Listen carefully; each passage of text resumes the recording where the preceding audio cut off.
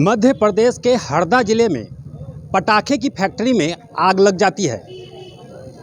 देश के चारों तरफ इस बात की जिक्र होने लगती है, जिसमें 7 लोगों की मौत हो जाती है। मौत के बाद पूरा देश इस बात की चर्चा करने लगता है और प्रशासन अलर्ट मोड पर आ जाती है। यह मुजफ्फरपुर का पटाखा मंडी है और मैं मुकेश ठाकुर अभी इस मंडी में मौजूद हूँ। आपको बता दें कि पिछले दिनों मध्य प्रदेश के हरदा में एक बड़ी घटना सामने देखने को मिलती है, जिसमें 7 लोगों की जल जाने से मौत हो जाती है। इसी को देखते हुए मुजफ्फरपुर पुलिस अलर्ट मोड पर आ जाती है और औचक निरीक्षण करने इस पटाखा मंडी में पहुंच जाती है और एक सख्त हिदायत देकर जाती है कि इस मंडी को कहीं और शिफ्ट किया जाए। यह मंडी मुजफ्फरपुर के बीच बाजार में स्थित है और चारों तरफ घनी आबादी है। इसको देखते हुए यहाँ के प्रशासन अलर्ट मोड पर आती है और एक सख्त निर्देश देकर जाती है। आइए हम जानते हैं कि यहाँ के पटाखा व्यवसायी क्या चाहते हैं, क्या वो कहते हैं। हमारे साथ इस पटाखा मंडी के अध्यक्ष हमारे साथ मौजूद है। आइए हम जानते हैं इनका क्या विचार है।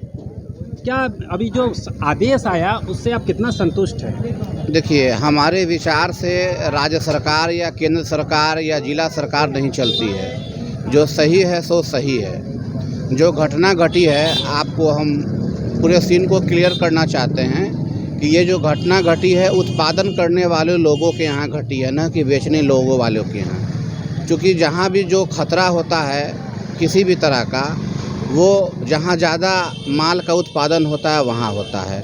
यहाँ नॉमिनल हम लोग सामान लाते हैं, समय पर बेचते हैं, जो बचता है उसको एन केन प्राक्रेन करके ख़त्म कर देते हैं। पिछले 50 साल से ये मंडी स्थापित है और आज तक यहाँ एक घटना नहीं घटी। इसमें अल्लाह का, भगवान का, गॉड का बहुत बहुत शुक्र है। लेकिन उसके साथ साथ हमारे यहाँ दुकानदार भाइयों का प्रिकॉशन भी है कि आज तक ये घटना नहीं घटा। आगे क्या होगा self I don't know, God knows better. But राज्य सरकार या हमारे डीएम महोदय या एसडीओ महोदय जो दिशा निर्देश दिए हैं उसका अक्षरशः पालन होगा।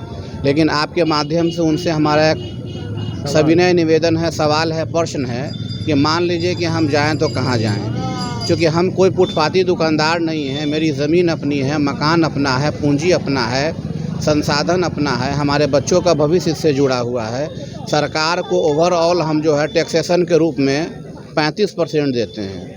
आपको मालूम होगा कि पटाखा पर जो है 18% जीएसटी है, 2% लोकल टैक्स है, 5% भाड़ा पर टैक्स है, 10% आपके मुनाफा पर टैक्स है। टैक्स ज़्यादा है, लेकिन सारे सर्कुलेशन को काउंटिंग कीजिएगा तो एक बहुत अच्छा टैक्सेशन गवर्नमेंट के पास जा रहा है और उस टैक्सेशन से भारत का, राज्य का, ज़िला का विकास होता है। हम ये नहीं बोलते हैं कि हमारे पैसे से राज्य सरकार चल रही है। हम लोग एक टिमटिमाता हुआ सितारा हैं, लेकिन टिमटिमाता हुआ सितारा में भी रोशनी होता है, उससे भी लोगों को लाभ होता है। पटाखा एक उत्सव के माहौल को जाहिर करने की चीज़ है। ये कोई आज की चीज़ नहीं है, हमेशा उत्सव में लोग इसको छोड़ते हैं। और भगवान राम का जब कमबैक हुआ था अयोध्या में 14 साल का वनवास काट के, तो उस समय के परंपरागत पटाखों को छोड़ा गया था। दूसरी बात कि पटाखा हिंदुस्तान में नहीं छूटेगा तो क्या पाकिस्तान में छूटेगा? तो सरकार इस नियम कानून को जो है इस पर पुनर्विचार करे और पुनर्विचार करने के बाद हम लोग के रोजी रोटी, हम लोग के बच्चे को, मुस्तकबिल को देखते हुए एक उचित निर्णय ले। अगर प्रशासन को लगता है कि अपना प्रशासनिक रोब दिखा के किसी को हम बर्बाद कर देंगे, तो इस देश में न्यायालय भी है, इस देश में सदन भी है, इस देश में हम लोग जैसे छोटे लोगों के साथ लड़ने वाले नेता भी हैं, हम लोग भी सक्षम हैं कोर्ट कचहरी आने जाने के लिए। तो अकॉर्डिंग टू लॉ उसके लिए फ़ाइट होगी। अपना हक मांग रहे हैं। हम किसी से किसी के घर का रजिस्ट्री नहीं करा रहे हैं, या ऐसा नहीं है कि कोई एंटी सोशल एलिमेंट्स हम लोग हैं या ऐसा काम कर रहे हैं जिससे सरकार को नुकसान हो रहा है। सरकार को फ़ायदा हो रहा है और ये एक परंपरागत सामान है, ये रिलीजियस से जुड़ा हुआ सामान है, इस पर सरकार विचार करे। विस्थापित करने से पहले स्थापित करने की बात हुई है कहीं? देखिए, अभी हम लोग को कोई लीगल नोटिस नहीं आया है। अभी जो लोग आए थे, मैं अनुपस्थित था, मेरी उपस्थिति में जो लोग थे उन्होंने अपनी बातों को रखा। वो बोल के चले गए कि 1 महीने में आप चले जाइए। 1 महीना का अवधि बहुत कम अवधि होता है। सबसे पहले आप हमको लिखित दीजिए, उसके बाद हम अपने एक्सपर्ट से राय कर रहे हैं। उन्हीं के सवाल को देखते हुए उनसे हम जवाब करेंगे। मानवाधिकार आयोग के पास भी हम जा सकते हैं। हम माननीय मुख्यमंत्री महोदय से मिल सकते हैं, मुख्य सचिव महोदय से मिल सकते हैं। ज़रूरत पड़ने पर अपने देश के प्रधानमंत्री श्री नरेंद्र मोदी जी से मिल सकते हैं, अमित शाह जी से मिल सकते हैं, क्योंकि मसला ये रोजी का है। किसी भी देश का सबसे बड़ा मसला जो है, आप उसको देखिए निकाल कर, वहाँ के एम्प्लॉयमेंट का है। आज देश में बेरोजगारी है। मान लीजिए कि हम 2 आदमी को रोज़गार दे रहे हैं, तो हम तो खुद बेरोजगार हो जाएंगे। तो 2 + 3 हुआ, 5 आदमी एक फैमिली में, तो 15 आदमी गया, तो वो आदमी कहाँ जाएगा। एक कहावत है बहुत पुराना, हम किसी को टारगेट नहीं कर रहे हैं, कि भूखा आदमी गांव में आग लगा देता है। मतलब जो आदमी कहीं का नहीं होता है, वो किसी का भला नहीं सोचता है। तो कोई भी निर्णय जो हो वो न्याय संगत हो, और हम लोग के भविष्य का जो निर्माण है यहीं से हुआ है। ये हमारे पूर्वजों की जगह है। यहाँ से कमा के अरबों करोड़ों रुपया हम लोग टैक्स दिया है, उसका कुछ भाग हम लोग को भी मिला है, जिससे हम लोग के बाल बच्चे खा रहे हैं। आप आते हैं बोलते जाइए, ऐसा नहीं होगा।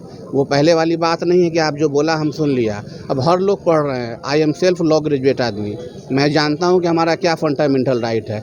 आप हमारे राइट से हमको नहीं हटा सकते हैं जब तक हम जिंदा हैं। हम मांग करेंगे, मर जाएंगे, लेकिन न्याय लेके रहेंगे।